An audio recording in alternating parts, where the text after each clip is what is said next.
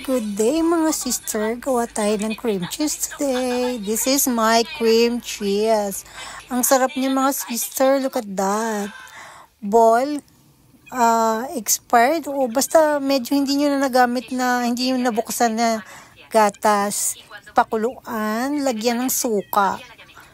Yan, siguro mga 2 to 3 cups of suka. Then boil it. Pagka buo na siya, ayan, ganyan na, yung naghihiwalay na yung tubig doon sa gatas, pwede na yan. Basta maboil lang ng mga about 3 minutes to 5 minutes yung gatas. Ayan, check nyo na naghihiwalay na yung gatas doon sa kanyang tubig. Then, drain it. Yeah, look at that. Drain it. Then, drain nyo yan sa cheesecloth. Yan, pigain. Pero wag nyo hawakan na kasi mapapasok kayo.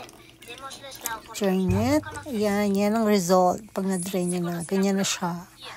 And, mash mong konti para matanggal yung a little bit excess water. Yan, pwede na yan. Ganyan. And then, put it in the blender. Yan, hindi lang masyadong kita yung blender kasi nilagyan ko na ng butter yan. Lagyan nyo ng butter. And, mga 2 spoon or 2 to 3 spoon of butter.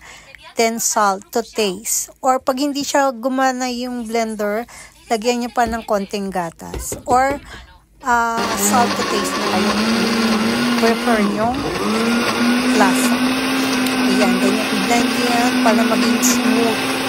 Smooth siya. Ganyan.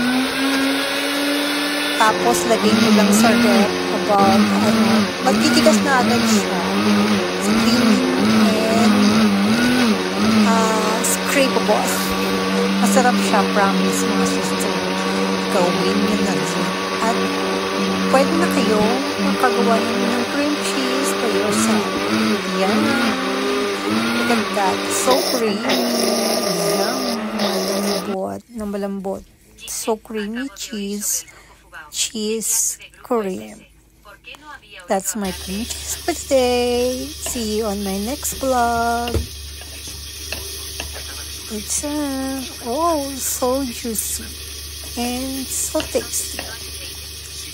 Bye.